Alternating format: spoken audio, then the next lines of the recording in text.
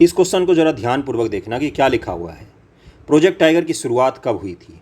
Project tiger की शुरुआत हुई थी 1973 में। अब आप 68 बीपीएससी का पेपर उठाओ और उस सवाल को देखना कि वहाँ पर लिखा हुआ है कि नहीं ये बुक। ये सवाल पूछा गया था 68वीं बीपीएससी में। तो ज्योग्राफी एमसीक्यू हम लोग कर रहे थे, जो बीच में लिंक टूट गया था क्योंकि आप लोग नहीं देख रहे थे, इसीलिए लिंक टूट गया था। देखिए यूट्यूब का ऐसे ही काम करता है, अगर आप लोग देखते हैं किसी चीज़ को तो उससे संबंधित वीडियो ज़्यादा मिलते हैं, और अगर आप किसी चीज़ में इंटरेस्टेड नहीं होते हैं तो वो फिर आना बंद हो जाता है। यूट्यूब पर सारी शक्तियाँ आपके हाथों में केंद्रित होती हैं, आपका अब है कि आप किस प्रकार से उसको इस्तेमाल करते हैं। तो आप सभी का स्वागत है study for UPSC PCS channel पर। हम लोग आज से फिर से ज्योग्राफी के एमसीक्यू को शुरू कर रहे हैं। आप जितना अच्छा इसमें दिखाएंगे उतना ही अच्छे आपको इसमें और भी वीडियो मिलेंगे। और ज्योग्राफी का एमसीक्यू अब मैं ही करवाऊंगा आपको, साइंस का और हिस्ट्री का एमसीक्यू आपको मैम करवाएंगी, तो वहाँ पर आपको 2 वीडियो रोज़ मिलेंगे, उसको भी आप लोग कर लीजिएगा। ज्योग्राफी का एमसीक्यू जो है वो सवाल का पैटर्न जिस हिसाब से 68 में बदल गया है बीपीएससी का, यकीन मानिए 69 में आपको और भी सरप्राइजिंग मिलेगा सवाल। मैं डरा नहीं रहा हूँ, समय से पहले सचेत करने की कोशिश कर रहा हूँ क्योंकि पूछे जाएंगे उसी तरीके के सवाल। तो 69 बीपीएससी में जिस तरह के आपको सवाल दिखेंगे वो एनसीईआरटी बेस्ड सवाल होंगे, कॉन्सेप्चुअल सवाल होंगे, फैक्चुअल भी सवाल होंगे। इसलिए तैयार कीजिएगा अच्छे से। जो पिछला लेक्चर मैंने पढ़ाया है उसके पीडीएफ भी मैंने दिए हैं, तो पीडीएफ से जाकर उसको रिवाइज़ कीजिएगा। वीडियो देखिए, इसको बार बार देखिए, आपके कॉन्सेप्ट क्लियर करने की मैं कोशिश करता हूँ। ओके, IUCN से शुरू करते हैं। देखिए वन और वन्यजीव संपदा से जुड़े हुए सवाल हमें करने हैं। कोशिश करेंगे 30 से 35 मिनट में मैक्सिमम सवाल हम लोग कर लें। IUCN ने पौधों और प्राणियों की जातियों को विभिन्न श्रेणियों में विभाजित किया है। इन श्रेणियों के संदर्भ में नीचे दिए गए युग में कौन से गलत हैं? आपको पता ही होगा, endangered species, vulnerable species, endemic species, संकटग्रस्त नहीं हैं, विलुप्त हो चुके हैं, एक्सटिंक्ट जिनको कहा, अलग अलग तरीके में बांटता है कौन? IUCN नाम की एक संस्था है जो बांटती है। IUCN की स्थापना 1947 के आसपास हुई है। एक बार देख लीजिएगा, 1947 है, 48 के आसपास है। और IUCN में U और N आपको दिख रहा है, लेकिन UN से इसका कोई संबंध नहीं है, कतई संबंध नहीं है। ये एक अलग से NGO है जो रेड डाटा बुक जारी करती है, रेड बुक जारी करती है। उस बुक में ऐसे पशु पक्षियों का नाम लिखा होता है और ऐसे पेड़ पौधों का भी नाम लिखा होता है जो विलुप्त होने वाले हैं या उनके पर संकट है। ओके, तो देखिए इसमें कौन सा आपको युग में सुमेलित है ये पूछा गया है, तो ए हो जाएगा, 1 और 2 इसका आंसर हो जाएगा। संकटग्रस्त जातियां, जिन जातियों के लुप्त होने का खतरा रहता है उनको एंडेंजर्ड स्पीसीज कहा जाता है। और सुभेद्य जातियां, वल्नरेबल, वे जातियां जिनकी संख्या घट रही है उनको वल्नरेबल कहा जाता है। 1 और 2 इसमें सही मैच है। सामान्य प्रजातियां, ये वे प्रजातियां होती जिनकी संख्या जीवित रहने के लिए सामान्य मानी जाती है। जैसे कौवा आप ले सकते हैं एग्जाम्पल, भरपूर मात्रा में है, कुत्ता भी भरपूर मात्रा में है, लेकिन हाथियों की संख्या कम है। एंडेंजर्ड किनको कहा जाता है? ये वे प्रजातियां हैं जिनके लुप्त होने का खतरा है, जिन विषम परिस्थितियों के कारण इनकी संख्या कम हुई है, यदि वे जारी रहे तो इनका जीवित रहना कठिन हो जाएगा, उनको एंडेंजर्ड कहा जाता है, संकटग्रस्त कहा जाता है। वल्नरेबल कौन है? ये वे प्रजातियां हैं जिनकी संख्या घट रही है, यदि इनकी संख्या विपरीत प्रभाव डालने वाली परिस्थितियां नहीं बदली तो इनकी संख्या घटती रहती है और ये संकटग्रस्त प्रजातियों की श्रेणी में शामिल हो जाएंगे। स्थानीय प्रजाति क्या कर रहे थे? एंडेमिक, प्राकृतिक या भौगोलिक सीमाओं से अलग विशेष क्षेत्रों में पाई जाने वाली प्रजातियां, अतः तीसरा युग भी सुमेलित नहीं था। लुप्त प्रजातियां कौन होती हैं? जिनका हमें प्रमाण तो मिलता है कि वो थे इस पृथ्वी पर, जैसे डायनासोर की हड्डियां तो मिलती है लेकिन डायनासोर हमें नहीं मिलता है। जिस दिन मिलने लग जाएगा उस दिन तो फिर थोड़ा सा एडवेंचर हो जाएगा।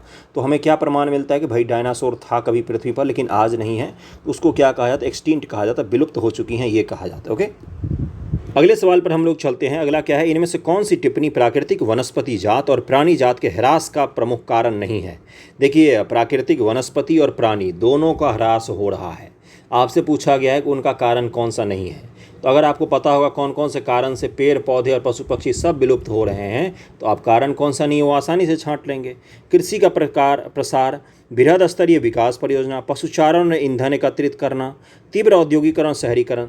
पशुओं के चराने से और ईंधन एकत्रित करने के कारण क्या विलुप्त हो रहे हैं पशु पक्षी और पेड़ पौधे? आप मुझे बताइएगा। देखते हैं इसका आंसर कौन सा होगा। इसका आंसर सी हो जाएगा कि भाई पशुचारण और ईंधन लकड़ी एकत्रित करने के कारण प्राकृतिक वनस्पति और प्राणी जात का नुकसान नहीं हो रहा है। वो नेचुरल तरीका होता है कि सूखी लकड़ी को वन से ले आते हैं हम। ओके, इसके कारण से नहीं हो रहा, बाकी सब के कारण से हो रहा है, ये तो पता होगा, इसमें कुछ पढ़ने लायक तो है नहीं। निम्नलिखित कौन सा कथन हिमालयन यव अब ये बड़े काम की चीज़ है। ये आपको कहाँ पर दिखेगा भाई? तो आप अगर मैं बता रहा हूँ एनसीईआरटी, हिमालय जाने को नहीं कह रहा हूँ मैं, एनसीईआरटी अगर आपने पढ़ा होगा तो हिमालयन यब के बारे में उसमें बहुत डिटेल में दिया हुआ है और वहाँ से सवाल भी यूपीएससी ने पूछा हुआ है। क्या है भाई? हिमालयन यब के बारे में बताना है। हिमालयन यब हिमाचल प्रदेश और अरुणाचल प्रदेश से पाया जाने वाला एक औषधीय पौधा है। इस पेड़ की छाल, पत्ती, टहनियों का उपयोग कैंसर के उपचार के लिए किया जाता है। सही सुन रहे हैं आप, कैंसर के उपचार के लिए उपयोग किया जाता है। अब इसका आंसर देखते हैं क्या है। इसका आंसर है दोनों के दोनों कथन सही दिए हुए हैं। हिमालयन यब यानी कि चीड़ की प्रकार का एक सदाबहार वृक्ष है। सदाबहार क्या होते हैं? जो कभी भी अपने पत्ते नहीं गिराते हैं, सदाबहार कहा जाता है उनको। एक औषधीय पौधा है जो हिमाचल प्रदेश और अरुणाचल प्रदेश के कई क्षेत्रों में पाया जाता है और कैंसर के इलाज में इसके पत्ती, टहनियों, छाल वगैरह का उपयोग किया जाता है। टैक्सोल नामक रसायन निकालता है, टैक्सोल, TAXOL। जब मैंने एनसीईआरटी पढ़ा था तो मैंने अपने नोट्स में इसको नोट किया था, टैक्सोल तथा इसे कैंसर रोग उपचार के लिए प्रयोग किया जाता है। अत्यधिक खपत से इस पादप प्रजाति को खतरा पैदा हो गया है। अब खतरा तो इंसान जहाँ जाता है वहाँ पैदा हो ही जाता है। भारतीय वन्यजीव अधिनियम 1972 के अंतर्गत शामिल है वन्यजीव के आवास का कानूनी संरक्षण, संकटगत वन्यजीव के शिकार पर प्रतिबंध, वन्यजीवों के अंगों के व्यापार पर रोक। इसका आंसर क्या हो जाएगा? तीनों के तीनों शामिल है। 1972 में वन्यजीव संरक्षण अधिनियम बनाने वाला दुनिया का पहला देशों में से एक था भारत। 1972 में भी स्टॉकहोम, आपके पता ही सम्मेलन हुआ था, स्टॉकहोम सम्मेलन। उसी के बाद भारत में सबसे पहला एक्ट बनाया गया था वन्यजीवों के संरक्षण के लिए। उससे पहले शिकार आम बात हुआ करता था अपने देश में। राजा महाराजाओं ने वन संपदा को बहुत नुकसान पहुँचा, इतने शिकार किए हैं कि क्या ही कहना। अंग्रेजों ने भी खूब सारा नुकसान पहुंचाया। 1951 में तो हद ये हो गई कि भारत से चीता को विलुप्त घोषित कर दिया गया। जो चीता भारत में पूरा राज करता था, उस चीता को विलुप्त घोषित कर दिया गया शिकार के कारण, केवल और केवल अंग्रेजों के शिकार के कारण। तो ये आप ध्यान में रखेंगे, इसका आंसर हो जाएगा डी। और 1972 के अधिनियम में संरक्षण का आपका संशोधन भी किया गया है। कुछ समय पहले ही संविधान संशोधन नहीं, आपका संसद के द्वारा 1972 एक्ट में संशोधन किया गया है। उस संशोधन को ध्यानपूर्वक पढ़ लीजिएगा। मैंने एक बार न्यूज़पेपर डिस्कशन में बताया है, मेंस एग्जामिनेशन के लिए इंपॉर्टेंट है आपका। निम्न से कौन सा राष्ट्रीय उद्यान बाघ संरक्षण परियोजना के अंतर्गत शामिल है? टाइगर जो संरक्षण परियोजना है, मतलब कि NTCA, प्रोजेक्ट टाइगर के तहत जब किसी को NTCA घोषित कर देती है संरक्षित क्षेत्र, तो क्या कहलाता है? वो टाइगर रिजर्व कहलाता है। और आपसे टाइगर रिजर्व ही पूछा गया है, घुमा फिरा के आपसे टाइगर रिजर्व ही पूछा गया है। तो इसका आंसर हो जाएगा 1, 3, 4, यानी कि बांधवगढ़ राष्ट्रीय उद्यान और आपका सरिस्का वन्यजीव अभयारण्य और मानस राष्ट्रीय उद्यान जो हैं, ये प्रोजेक्ट टाइगर के तहत भी शामिल हैं। दाचीगाम राष्ट्रीय उद्यान बाघ संरक्षण परियोजना के अंतर्गत शामिल नहीं है। दाचीगाम राष्ट्रीय उद्यान की स्थापना 1981 में हुई थी। जम्मू कश्मीर के उष्ण शीतोष्ण कटिबंध में स्थित है और हंगुल नामक जीव के लिए ये जाना जाता है। हंगुल एक कश्मीरी मतलब कि हिरन की एक प्रजाति है। हंगुल का निवास स्थान प्रमुख रूप से कहाँ पर है? तो दाचीगाम में है। याद रखेंगे, बहुत ज़्यादा आपको पूछ सकता है ये चीज़। बीज बचाओ आंदोलन का संबंध किस राज्य से है? बीज बचाओ आंदोलन का संबंध किस राज्य से है? सीधा सीधा फैक्ट है, उत्तराखंड राज्य से है। बीज बचाओ आंदोलन का संबंध उत्तराखंड राज्य से है। बीज बचाओ आंदोलन टिहरी उत्तराखंड के किसानों द्वारा शुरू किया गया आंदोलन। यहाँ किसानों ने देखा कि रासायनिक उर्वरक के प्रयोग के बिना भी विविध फसलों के उत्पादन द्वारा आर्थिक व्यवहारिक कृषि संभव है। और सुंदरलाल बहुगुणा का नाम सुना होगा आपने, चिपको आंदोलन, वो भी इसी टिहरी के आसपास से बिलोंग करते थे। चिपको आंदोलन, सुंदरलाल बहुगुणा, पता है ना आपको? सुंदरलाल बहुगुणा का चिपको आंदोलन। निम्न से कौन सा संरक्षण तरीका समुदायों को सीधे भागीदार नहीं करता है? समुदाय के सीधी भागीदारी नहीं करता है। कौन सा संरक्षण का तरीका समुदायों को नहीं जोड़ता है? तो वन्यजीव अभयारण्य सेंचुरी का परिसीमन के द्वारा समुदाय को सीधा नहीं जोड़ा जाता है। बाकी ये तीनों तो आपके आंदोलन है जिसके द्वारा समुदाय यानी कि समाज को सीधा सीधा पर्यावरण संरक्षण के साथ जोड़ा गया। वन्यजीव अभयारण्य का निर्माण तो गवर्नमेंट करती है और उसका गवर्नमेंट ही देखरेख करती है, उसका सोसाइटी से कोई लेना देना सामान्यतः डायरेक्टली नहीं होता है। ओके, अगले सवाल पर चलें हम लोग। अगला सवाल क्या है भाई? जल संसाधन जुड़ा हुआ है। निम्न से कौन से कथन बहुउद्देशीय नदी परियोजना के संबंध में सत्य है? कल मैंने आपको बताया था, जिसके बहुत सारे उद्देश्य हो उसके बहुउद्देशीय नदी परियोजना कहा जाता है। एक नदी है जिस पर हमने बांध बनाया। बांध होता क्या है भाई? नदी के बहती जल को रोक देना बहुत बड़ी दीवार बनाकर, इसी को बांध कहा जाता है। अब उस बांध बनाकर हम करते क्या है? फिर हम नदी के पानी को एक पाइप के थ्रू छोड़ते हैं, टरबाइन को घुमाते हैं, बिजली पैदा कर लेते हैं।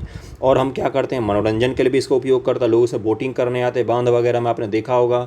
और क्या इसका उपयोग होता है? कृषि के लिए उपयोग होता है, भौम जल को रिचार्ज करने के लिए उपयोग होता है, वर्षा जल संरक्षण के लिए उपयोग होता है। तो बहुउद्देश्य हो गया, एक से ज़्यादा पर्पस हो गया, इसीलिए इसको क्या कहा जाता है, बहुउद्देशीय परियोजना कहा जाता है। का कथन सत्य कौन सा, ये पूछा गया है। बहुउद्देशीय परियोजना जल बहाव को नियंत्रित करके बाढ़ पर काबू लाती है, सही बात है भाई। बहुउद्देशीय परियोजना घरेलू और औद्योगिक उपयोग हेतु जल की आपूर्ति करती है, ये भी सही हो सकता है। बहुउद्देशीय परियोजना के कारण भूमि निम्नीकरण की समस्या बढ़ती है, भूमि निम्नीकरण की समस्या बढ़ती है क्या बहुउद्देशीय परियोजना के कारण? तो इसका आंसर हो जाएगा बिल्कुल सत्य दिए हुए हैं, सारे के सारे कथन सत्य दिए हुए हैं, सभी कथन सत्य हैं। भूमि निम्नीकरण का मतलब होता है भूमि जो मृदा जो है वो लवणीय हो गई है और वो कृषि योग्य नहीं है, या किसी भी कारण से उसमें जो उसकी उर्वरक शक्ति है वो कम हो गई है। दरअसल होता क्या है, बाढ़ का कोई मैदान है जहाँ हर साल बाढ़ आती है, उस बाढ़ को आपने रोक दिया तो वहाँ जब मृदा है वो बालू बन जाती, रेत बन जाती, कई बार अनुपजाऊ भी हो जाती है। तो जब बिहार में बाढ़ को 100% रोक दिया जाएगा तो उसका एक विपरीत प्रभाव ये पड़ेगा कि उत्पादन कम हो जाएगा। तो ये भी ध्यान में रखेंगे, इसका आंसर क्या हो जाएगा, डी हो जाएगा। कृष्णा नदी जल विवाद किन राज्यों के बीच में, सीधा सीधा सवाल है, इसमें कोई आंसर छुपाने की चीज़ था ही नहीं। महाराष्ट्र, कर्नाटक, आंध्र प्रदेश, तेलंगाना। आपको ये बताना है कि कृष्णा नदी का उद्गम कहाँ से होता है और इसका मुहाना कहाँ पर है। इसका मतलब कि ये कहाँ से उद्गमित होती है और इसका मुहाना कहाँ पर। मुहाना वो जगह होता है जहाँ पर नदी अपना सारा पानी विसर्जित कर देती है। जैसे गंगा नदी का मुहाना कौन सा है, तो बंगाल की खाड़ी में सुंदरबन के एरिया में डेल्टा है। ओके, अगला है कि मैच करना है नदी और बांध, कौन कौन से बांध कहाँ पर बनाए गए हैं। कावेरी, उसके बाद से नर्मदा, चंबल और कृष्णा मैच कीजिए। कावेरी नदी पर मेट्टूर बांध बनाए गए हैं, नर्मदा नदी पर ओंकारेश्वर नर्मदा नदी पर हो गया। उसके बाद से कौन सा, चंबल नदी पर राणा प्रताप सागर बांध है, और कृष्णा नदी पर कौन सा है, तो आपका नर्मदा पर ओंकारेश्वर है ना, मैंने उसको नागार्जुन सागर से क्यों मैच कर दिया। नागार्जुन सागर है आपका कृष्णा नदी पर, और कावेरी पर कौन सा, मेट्टूर हो गया। चंबल पर कौन सा, राणा प्रताप सागर। चंबल पर जवाहर सागर, राणा प्रताप सागर, ये सब डैम भी बनाए गए हैं, तो इसको ध्यान में रखेंगे। डैम वगैरह सवाल सामान्यतः पूछ लिए जाते हैं। सलाल प्रोजेक्ट का संबंध किस नदी से है, तो ये चेनाब नदी पर सलाल प्रोजेक्ट है, जम्मू कश्मीर में ये प्रोजेक्ट चल रहा है। सलाल, दुलहस्ती, ये सब अलग अलग प्रोजेक्ट कर रहे, कहाँ पर चल रहे, तो जम्मू कश्मीर के इलाकों में चल रहे हैं। वर्षा जल संग्रहण के तरीके खादीन और जोहर भारत के किस राज्य में प्रचलित हैं, तो भारत के राजस्थान राज्य में प्रचलित हैं ये सब। कृषि पर हम लोग आ गए। निम्नलिखित में से कौन सी विशेषता निर्वाह कृषि संबंधित है। निर्वाह कृषि का मतलब होता है वैसा कृषि जो हम केवल अपने जीने के लिए कर पाते हैं। हम उपज इतना ही उपजा पाते हैं जितना हम खाकर जी सकें, गुजारा कर सकें, इसको क्या कहा जाता है, निर्वाह कृषि कहा जाता है। आपसे मैं पूछूँ हरियाणा और बिहार में निर्वाह कृषि कहाँ पर ज़्यादा होता है, आप क्या बोलेंगे, बिहार में ज़्यादा होता है। हरियाणा में उपज से ज़्यादा हो पाता है इसलिए लोग वहाँ के बेच पाते हैं। बिहार में सामान्यतः किसान जो है वो उपजाते इतना ही हैं कि खुद खा सके और गाँव में छोटे मोटे ग्राहकों को सामान बेच सके। भूमि के छोटे टुकड़े पर आदिम कृषि औजारों के द्वारा खेती की जाती है। आदिम कृषि औजार के द्वारा खेती की जाती है। अगला क्या है, यह कृषि प्रायः मानसून पर निर्भर होती है। यह समप्रधान कृषि है। फसलों की उत्पादकता मृदा की प्राकृतिक उर्वरता पर निर्भर होती है। देखिए मैं आपको बताता हूँ इसके हिसाब, जिस हिसाब से इन्होंने निर्वाह कृषि लिखा है, इस हिसाब से इन्होंने लिखा है जैसे आदिम जमाने के हम कृषि औजार यूज करते हों, तो ऐसा तो कुछ है नहीं। बाकी इन्होंने डी दिया है, लेकिन इसका सही तरीके से सही कौन सा होना चाहिए, तो इनमें से कोई सा भी नहीं होना चाहिए, तीसरा केवल सही होना चाहिए था। पूछेंगे क्यों, क्योंकि निर्वाह कृषि करने वाले भी खेत में खाद वगैरह डालते हैं और श्रम प्रधान होता है, ये तो सही है कि बहुत सारा श्रम लगता है उसमें, एक से ज़्यादा लोग लगे होते हैं छोटे से एरिया में। यह कृषि प्रायः मानसून पर निर्भर होती है, नहीं बोरिंग वगैरह का भी लोग यूज करते हैं प्रायः मानसून पर, तो सही एक बार को मान भी सकते हैं, दूसरा तीसरा को, बाकी तो इसमें कोई भी सही मुझे लग नहीं रहा है। ओके, आदिम जमाने के कृषि का तो औजार का तो बिल्कुल उपयोग नहीं करते, किस तरह से दिया है पता नहीं इन्होंने। ओके चलें आगे, इसको देखिएगा और अगले पर चलते हैं। जिसने भी ये सवाल बनाया है वो कभी जीवन में खेती नहीं किया, इसीलिए उसको पता ही नहीं है। भारत के कुछ भागों में अभी कर्तन दहल प्रणाली कृषि प्रचलित है, जो कृषि को देश के भिन्न भिन्न भागों में अलग अलग नामों से जाना जाता है। इस कृषि से संबंधित क्षेत्र और इनके प्रचलित नामों के संदर्भ नीचे दी गई सूची को आपस में मिलाइए। अब देखिए ये अलग अलग है। कर्तन दहन उसको कहा जाता है, झूम कृषि को इन्होंने इतना खराब शब्द लिखा है कि भाई जलाओ और वहाँ खेती करो, वन है वन जलाओ, वहाँ पर ज़मीन खोदो खेती करो, इसी को कर्तन दहन खेती इन्होंने बोला। झूम कृषि जिसको बोल आदिवासी लोग प्रायः करते हैं। अब इसका अलग अलग जगहों पर अलग अलग नाम है, इसी से जुड़ा हुआ इन्होंने सवाल पूछा है। कृषि संबंधित क्षेत्र अंडमान निकोबार में इसका क्या नाम है, मध्य प्रदेश में क्या नाम है, पश्चिमी घाट में क्या नाम है, झारखंड में क्या नाम है। तो देखो ये नाम किसी को याद हो नहीं सकता, बाकी मैं यहाँ पर आपको दिखा देता हूँ।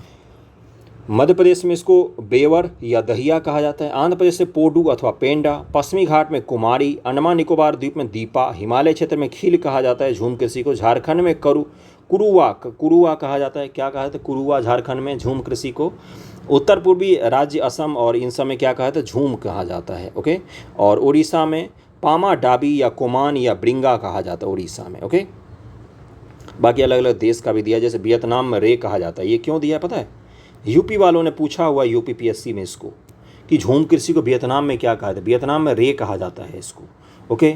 और मध्य अफ्रीका में मसोले कहा जाता है, इंडोनेशिया में लदांग और वियतनाम में रे की संज्ञा दी जाती है। इसको एक बार ध्यान से देख लीजिएगा। निम्न से कौन सा उस कृषि प्रणाली को दर्शाती है जिसमें एक ही फसल लंबे चौड़े क्षेत्र में उगाई जाती है? तो इसको रोपण कृषि कहते हैं। रोपण कृषि एक प्रकार की वाणिज्यिक खेती है। इस प्रकार की खेती में लंबे चौड़े क्षेत्र में एक ही फसल उगाई जाती है।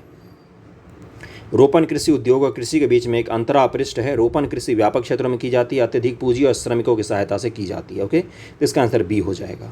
भारत में शस्य प्रारूप के संबंध में नीचे दिए कथनों पर विचार कीजिए। शस्य प्रारूप का मतलब होता है एग्रीकल्चर का पैटर्न क्या है भारत में। सामान्य भाषा में ये लोग लिखते ही नहीं है, पता नहीं इनको क्या होता है, हिंदी कहाँ से पढ़ते हैं। शस्य प्रारूप का मतलब होता है कृषि का पैटर्न क्या है भारत में, बस। रबी की फसलों को शीत ऋतु में बोया जाता है। रबी कब बोया जाता है? शीत ऋतु में। खरीफ की फसलें मानसून के आगमन के साथ बोई जाती हैं। रबी और खरीफ फसल ऋतुओं के बीच ग्रीष्म ऋतु में बोई जाने वाली फसल को जायद कहा जाता है। जायद जो फसलें होती है क्या वो ग्रीष्म ऋतु में बोई जाती है? ग्रीष्म ऋतु किसको कहते हैं भाई? मार्च से मई तक के महीनों को बोला जाता है ग्रीष्म ऋतु।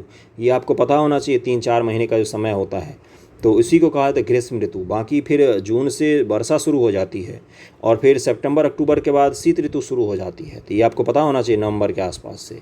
अब इसका आंसर देख लेते हैं। असत्य कथन कौन सा है ये पूछा गया है आपसे। असत्य कथन एक भी नहीं है, सारे के सारे सत्य दिए हुए। 100% ट्रुथ है, कोई इसको बदल नहीं सकता। 100% सच है, सभी गलत नहीं है, सभी के सभी सत्य हैं इसमें। ओके।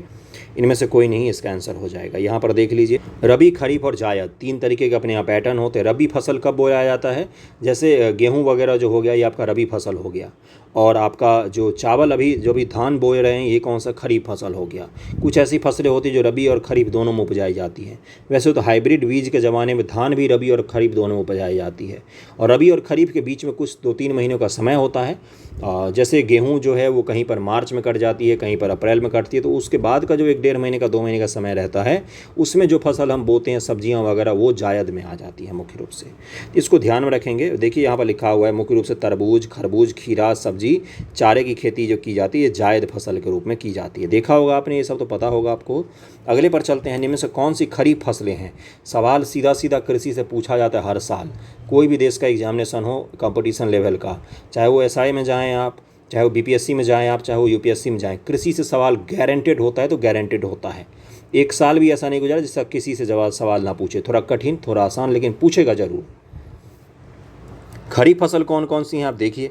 मक्का, बाजरा, सोयाबीन, चना। तो इसका आंसर क्या हो जाएगा? 1, 2, 4, यानी कि मक्का है, बाजरा है और आपका सोयाबीन है। ओके। ये तो कृषि वगैरह देखा हुआ, गांव में कौन सी फसल कब कटती है तो पता ही होगा। निम्न से कौन सी दलहन फसल मृदा की उर्वरता में कोई वृद्धि नहीं करती है?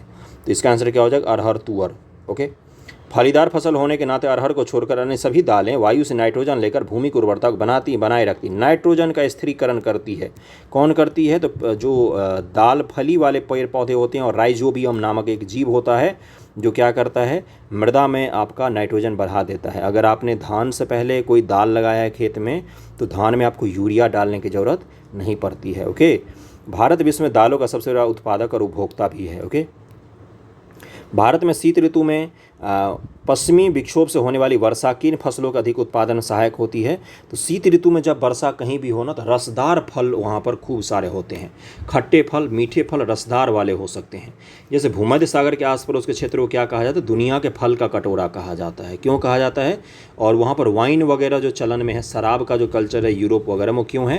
क्योंकि ठंडी ऋतु में बारिश होती है और ठंडे ऋतु में जहाँ भी बारिश होगी, ज्योग्राफी अगर आपने पढ़ा होगा तो रसदार फल वगैरह खूब सारे होते हैं। इसलिए अफ़गानिस्तान और सब में भी खूब सारे फल होते हैं। और आपका जम्मू कश्मीर, हिमाचल, उत्तराखंड, इन सब इलाकों में जब राजस्थान में वर्षा होती है ना पश्चिमी विक्षोभ के कारण ठंड ऋतु में, शीत ऋतु में, तो यहाँ पर फलदार जो वृक्ष होते हैं उनकी संख्या बढ़ जाती है, रस वाले खूब सारे फल देखने। तो देखिए यहाँ पर लिखा हुआ है वैसे रबी की जो फसल होती गेहूँ वगैरह, ये भी उसी समय में लगाई जाती है, शीत ऋतु में ही लगाई जाती है। तो रबी के फसल में भी जो ठंडे महीने की वर्षा होती है, शीत ऋतु की वर्षा होती है, वो काफ़ी ज़्यादा मदद करती है। तो 2 फैक्ट मैंने आपको बताए हैं, 2-3, उसको ज़रूर ध्यान में रखिएगा। तो केवल रबी को फ़ायदा पहुँचाती है, रबी फसल को फ़ायदा पहुँचाती है, रबी फसल को फ़ायदा पहुँचाती है। ओके। चावल की कृषि संबंधित नीचे दिए कथनों पर विचार कीजिए।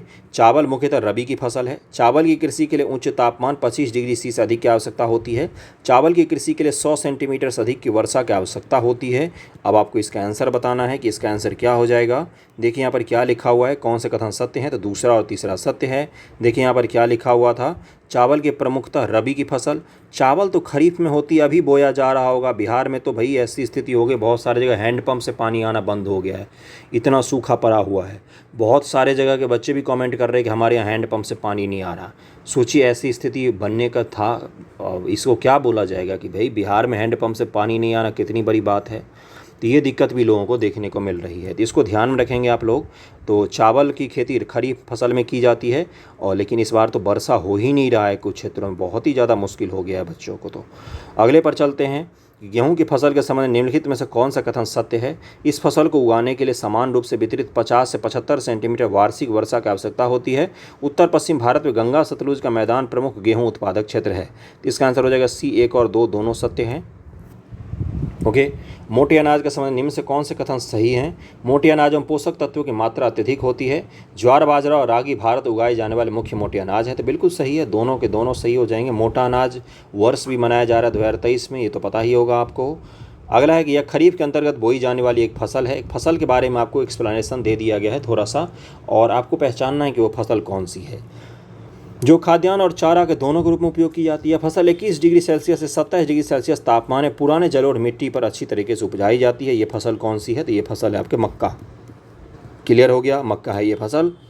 गन्ने की फसल के संबंध नीचे दिए कथनों पर विचार कीजिए। गन्ना एक उष्ण और उपोष्ण कटिबंधीय फसल है। भारत गन्ने का सबसे बड़ा उत्पादक देश है। तो इसका आंसर क्या हो जाएगा, इसका आंसर हो जाएगा, देखिए यहाँ पर ए दिया हुआ है कि गन्ना जो है, सत्य कथन की पहचान करना। गन्ना एक उष्ण और उपोष्ण कटिबंधीय फसल है। यह फसल 21 डिग्री सेल्सियस से 27 डिग्री सेल्सियस तापमान तक 75 से 100 सेंटीमीटर वार्षिक वर्षा वाली आर्द्र जलवायु में बोई जाती है। कथन 2 असत्य है, क्योंकि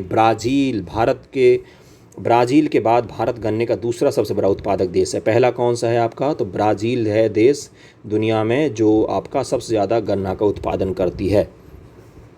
और अपने देश में उत्तर प्रदेश और महाराष्ट्र में टक्कर चलता रहता है कि हम फर्स्ट तो हम फर्स्ट। तो उसमें देख लीजिएगा एग्जाम में जाने से पहले कि कौन पहले स्थान पर है। तिलहन के फसल के संबंध में नीचे दिए कथनों पर विचार कीजिए। इनका उपयोग खाद्य पदार्थ के रूप में तथा प्रसाधन उद्योग में कच्चे माल के रूप में किया जाता है। तिलहन तेल वगैरह का। तिल उत्तरी भारत में खरीफ की फसल है तथा दक्षिणी भारत में रबी की फसल है। कितना शानदार सवाल बनाया है इन्होंने, अब आप इसमें फंस ना जाएं, इसलिए इसका आंसर मैं दिखा देता हूँ। इसका आंसर हो जाएगा दोनों के दोनों कथन सत्य हैं। तिल जो है ये उत्तरी भारत में खरीफ की फसल है और दक्षिणी भारत में रबी की फसल है तिल। आज आपको पता चला होगा। आगे बढ़ जाएं। और तेल का उपयोग तो पता ही है, साबुन वगैरह की इंडस्ट्री में, क्रीम वगैरह में बहुत सारा किया जाता है। चाय की कृषि के संबंध में नीचे दिए कथन पर विचार कीजिए। चाय का पौधा उष्ण और उपोष्ण कटिबंधीय जलवायु में अच्छी तरह से उगता है। चाय की फसल के लिए ह्यूमस और जीवाश्म युक्त मृदा उपयुक्त होती है। चाय की कोमल पत्तियों के विकास में वर्ष भर समान रूप से होने वाली वर्षा की बौछारें सहायक होती है। अब इसका आंसर क्या हो जाएगा, इसका आंसर हो जाएगा तीनों के तीनों सही दिए हुए हैं।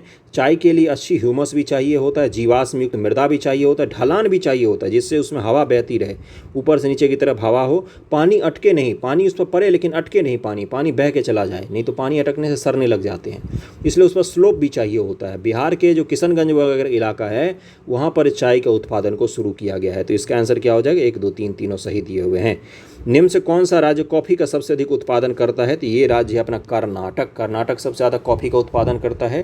कर्नाटक बाबा बुदान पहाड़ियों में सबसे ज़्यादा इसका उत्पादन होता है। उसके बाद केरल और तमिलनाडु में भी की जाती है, नीलगिरी के पहाड़ी में। रबर के फसल के संदर्भ में निम्न में से कौन सा कथन सत्य है, तो यह एक भूमध्य रेखीय फसल है। क्या ये इसकी उपज जो होती है वो विषुवत के आसपास में होती है रबर की। इस फसल के लिए 50 सेंटीमीटर से कम वर्षा की आवश्यकता होती है। रबर के लिए तो खूब सारा वर्षा चाहिए होता है भाई। तो इसका आंसर क्या हो जाएगा? इसका आंसर हो जाएगा केवल और केवल ए सत्य है, दूसरा गलत दिया हुआ है। ये दूसरा गलत दिया हुआ, इसको खूब सारा बारिश चाहिए होता है, 200 सेंटीमीटर तक का वर्षा चाहिए होता है इसको।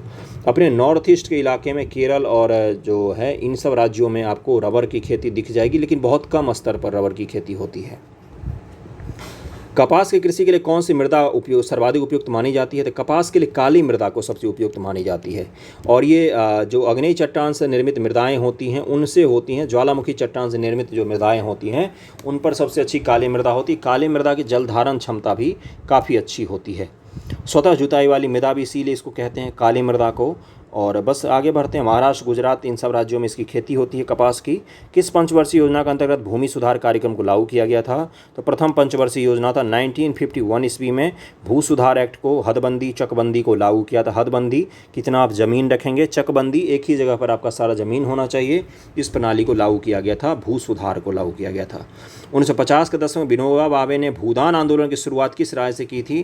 तो भूदान आंदोलन की शुरुआत उन्होंने आंध्र प्रदेश से की थी। आंध्र प्रदेश से की थी विनोबा भावे जी। 1950 में विनोबा भावे को गांधी जी के ग्राम स्वराज की अवधारणा में गहरी आस्था थी। वो बोलते थे कि हमारे ग्राम अगर स्वतंत्र हो गए और आत्मनिर्भर हो गए तो हमारा शहर जो है वो अपने आप आत्मनिर्भर हो जाएगा, गांव से पलायन नहीं होगा शहरों में। कितनी अच्छी सोच थी ये, आज हम लोग जान रहे हैं। गांव हमारे खाली हो रहे हैं, शहर हमारे दूषित हो रहे हैं ओवर पॉपुलेशन के कारण, ये तो सच्चाई है। तो गांधी जी की शहादत के बाद उनके संदेशों को लोगों तक पहुंचाने के लिए विनोबा भावे ने लगभग पूरे देश की पदयात्रा की। एक बार जब वे आंध्र प्रदेश के गांव पोचमपल्ली में लोगों को संबोधित कर रहे थे तो कुछ भूमिहीन गरीब ग्रामीणों ने उनसे अपने आर्थिक भरण पोषण के लिए कुछ भूमि मांगी। अचानक श्री रामचंद्र रेड्डी उठ खड़े हुए। उन्होंने भूमिहीन ग्रामीणों को 80 एकड़ भूमि बांटने की पेशकश की। इसे ही भूदान आंदोलन का नाम दिया गया। वहीं से किसका जन्म हो गया कि भाई आपके पास अगर बहुत ज़्यादा भूमि है तो क्यों ना आप भूमि का दान कर दें, गरीब लोगों को दान करें। वर्तमान में पोचमपल्ली तेलंगाना राज्य में है, इसको भी ध्यान में रखेंगे। और मैं क्या कह रहा हूँ, आपसे सवाल ये पूछ सकता है कि भूदान जैसे आंदोलन जो हैं ये दक्षिण भारत में ही सक्रिय क्यों हुए, उत्तर भारत में क्यों नहीं इनका फैलाव अच्छे से हो पाया, है ना? एक बार सोचिएगा। निम्न से किस आंदोलन को रक्तहीन क्रांति की संज्ञा दी जाती है? तो ये आंदोलन था भूदान ग्राम दान आंदोलन। इसको रक्तहीन क्रांति की संज्ञा दी जाती है। नीचे दिए कथनों पर विचार कीजिए। आज़ादी के बाद से सकल घरेलू उत्पाद में कृषि के योगदान का अनुपात लगातार बढ़ रहा है। जीडीपी में कृषि का योगदान कम हो रहा है, लेकिन कृषि का उत्पादन जरूर बढ़ रहा है। देश में सर्वाधिक लोगों को सेवा क्षेत्र में रोजगार प्राप्त हो रहे हैं, नहीं, सबसे ज़्यादा लोगों को रोजगार कृषि में मिलता है। और विडंबना ये है कि जीडीपी में उसका परसेंटेज धीरे धीरे कम हो रहा है। देखिए इसका आंसर क्या हो जाएगा? दोनों के दोनों कथन गलत दिए हुए हैं, इसको ध्यान में रखिएगा। खनिज और ऊर्जा संसाधन है अगला। निम्न से कौन सा धात्विक खनिज अग्नेय और कायांतरित चट्टानों में पाए जाते हैं? तो इसका आंसर हो जाएगा 1, 3, 4, यानी कि जस्ता, तांबा और सीसा। ओके, अगला कौन सा है? परमाणु ऊर्जा केंद्र और राज्य। अब आपको मैच करना है कौन सा कहाँ पर है। नरोड़ा कहाँ भाई? उत्तर प्रदेश में है ये तो। और नरोड़ा यूपी के बाद क्या हो जाएगा? काकरापारा, तो ये कहाँ पर हो जाएगा? कर्नाटक हो जाएगा। उसका से कैगा गुजरात, कलपक्कम कहाँ? तमिलनाडु। कलपक्कम और कुडनकुलम ये दोनों कहाँ पर हैं? तो ये दोनों ही तमिलनाडु में हैं। अब इसको देख लेते हैं, इसका आंसर क्या दिया हुआ है। इसका आंसर है आपका बी, यानी कि काकरापारा गुजरात, कैगा कर्नाटक। कैगा कर्नाटक में है, मैंने उल्टा कर दिया था क्या? हाँ, कैगा कर्नाटक, काकरापारा गुजरात, कलपक्कम कुडनकुलम तमिलनाडु, नरोड़ा यूपी, तारापुर महाराष्ट्र, रावतभाटा राजस्थान में है ये। ओके, निम्न में से कौन सा खनिज अपक्षित पदार्थ के अवशिष्ट भार को त्यागता हुआ चट्टानों का अपघटन से बनता है? तो ये बनता है बॉक्साइट। बॉक्साइट जो है वो चट्टानों का अपघटन से इसका निर्माण होता है। ओके, इसी भाषा में आपको एग्जाम में ये सवाल मिलेंगे, तो इसलिए करना सीखिए इन भाषाओं में। हिंदी थोड़ी कठिन रहती है, लेकिन आपको प्रैक्टिस भी इसी का करना है, क्योंकि ऐसे ही भाषा में आपसे सवाल पूछे जाएंगे। प्लेसर निक्षेप के समय नीचे दिए कथनों पर विचार कीजिए। ये पहाड़ियों के आधार पर घाटी तल के रेत में जलोढ़ निक्षेप होते हैं। इन निक्षेपों में सोना, चांदी, प्लेटिनम जैसे महंगी धातुएं पाई जाती हैं प्लेसर निक्षेप में। इसका आंसर क्या हो जाएगा? बिल्कुल सही है, दोनों कथन सही दिए हुए हैं। प्लेसर डिपॉजिट पहाड़ियों के आधार या घाटी तल के रेत के जलोढ़ निक्षेप होते हैं। इनमें कुछ खनिज भी पाए जाते हैं। इनमें प्रायः जो जल द्वारा घर्षित नहीं होते, इन खनिजों में सोना, चांदी, टिन, प्लेटिनम वगैरह पाए जाते हैं। निम्न से किन खनिजों को समुद्री जल से प्राप्त किया जाता है? नमक, अब्रक, ब्रोमाइन, मैग्नीशियम। बताइए अब्रक क्या समुद्र से मिलता है? तो इसका आंसर क्या हो जाएगा? सी दिया हुआ है यहाँ पर। सी का आंसर हो जाएगा 1, 2, 4, यानी कि अब्रक को काट देते अगर आप तो आपका आंसर मिल जाता 1, 2, 4 जो है ये समुद्री से पाए जाते हैं, नमक, मैग्नीशियम, ब्रोमाइन। ओके। भारत के किस राज्य में रैट होल खनन किया जाता है? रैट होल खनन का मतलब समझ रहे हैं? अगर आपको पता है कि यहाँ पर क्या है, खनिज है, कोयला है, तो लोग क्या करते हैं ना, ये कंपनी वगैरह के द्वारा नहीं किया जाता, लोग क्या करते हैं इसमें छेद करके घुस जाते हैं इस अंदर खान में। सोचिए कितना खतरनाक है, और वहाँ से कोयला उठा कर ले आते। याद है पिछले साल मेघालय में एक रैट होल खान में गए थे लोग और वो ज़मीन धंस गई थी, सारे लोग वहीं फंस गए थे। तो ये रैट होल खान मेघालय वगैरह में किया जाता है। ओके। चूहों के जैसे बिल बनाकर खान में से खनिज में से कोयले वगैरह निकाल लेना। निम्न से किस लौह अयस्क का उपयोग विद्युत उद्योग में के रूप में विशेष रूप से होता है? तो मैग्नेटाइट का होता है, मैग्नेटाइट का लौह अयस्क है ये। भारत में कुडप्पा और धारावाड़ युग के अवसादी और अग्नेय शैल में लौह अयस्क पाए जाते हैं। निम्न से कौन सा कथन सत्य है? तो भारत उच्च कोटि के लौह अयंस युक्त लौह अयस्कों में धनी है। कितनी बार लोह मैंने बोल दिया। हेमेटाइट सर्वाधिक महत्वपूर्ण औद्योगिक लौह अयस्क है जिसका अधिकतम मात्रा में उपभोग हुआ है। तो इसका आंसर क्या हो जाएगा? दोनों को दोनों स्टेटमेंट सही दिए हुए हैं, दोनों को दोनों सही दिए हुए हैं। ओके। निम्नलिखित में कौन से लौह अयस्क के खनन क्षेत्र हैं? बादाम पहाड़ी, मैकाल पहाड़ी, सिंहभूम और नेल्लोर। ऐसे ही आपके एग्जामिनेशन में भी पूछा जाएगा। बताइए निम्न से कौन कौन से ऐसी जगह हैं जहाँ से लौह अयस्क पाए जाते हैं? तो इसका आंसर हो जाएगा डी 1 और 2, यानी कि बादाम पहाड़ी और सिंहभूम में लौह अयस्क का खनन किया जाता है। ओडिशा में उच्च कोटि का हेमेटाइट किस्म का लौह अयस्क मयूरभंज और केंदुझर जिलों में बादाम पहाड़ खादानों से निकाला जाता है। इसी के निकट झारखंड के पश्चिमी सिंहभूम जिले के गुआ और नोवा मुंडी में हेमेटाइट अयस्क का खनन भी किया जाता है। इस फैक्ट को ज़रा ध्यान में रखिएगा, सवाल इसी तरह के पूछे जाते हैं, फिर वहाँ पर आप बोलेंगे सवाल कहाँ से पूछा गया। ये सारे MCQ NCERT से बनाए गए हैं बंधुओं। निम्न से किन खादानों का लौह अयस्क विशाखापत्तनम से जापान तथा दक्षिण कोरिया को निर्यात किया जाता है? तो ये है बेलाडीला से निकालकर विशाखापत्तनम पोर्ट पर ले जाते हैं जो आंध्र प्रदेश में है, वहाँ से जापान और दक्षिण कोरिया को भेज देते हैं। सूची है इधर मैच करना है आपको। चंद्रपुर, चित्रदुर्ग, बेलाडीला, मयूरभंज, इन सभी को मैच कीजिए कौन सा कहाँ पर है। देखिए चंद्रपुर कहाँ है? तो ये महाराष्ट्र में है। चित्रदुर्ग कहाँ है भाई? तो इसका आंसर हो जाएगा कर्नाटक में है ये। तो बेलाडीला कहाँ है? तो अभी मैंने देखा था, अभी बेलाडीला कहाँ था भाई? तो इसका आंसर हो जाएगा छत्तीसगढ़ में है। मयूरभंज कहाँ है? तो ये उड़ीसा में है। तो देखिए भाई इसका आंसर क्या होना चाहिए? इसका आंसर होना चाहिए आपका बी। ओके, बी आंसर होना चाहिए। देख लेते हैं, बी ही है। चंद्रपुर रत्नागिरी महाराष्ट्र में है और लौह अयस्क की खादान है ये सब। चित्रदुर्ग, कुंद्रेमुख, बेल्लारी और चिकमंगलूर ये सब कर्नाटक में है। कुंद्रेमुख का भी ध्यान रखेंगे, कुंद्रेमुख। दुर्ग और बेलाडीला ये छत्तीसगढ़ में है। केंदुझर और मयूरभंज लौह अयस्क खादान ओडिशा राज्य में स्थित है। ओके, 31 मिनट का वीडियो हो गया है। इसके बाद के वीडियो मैं इसके बाद के सवाल कंप्लीट करवा दूंगा। वीडियो को शेयर कर दिया कीजिए थोड़ा सा। थैंक यू सो मच आप सभी का।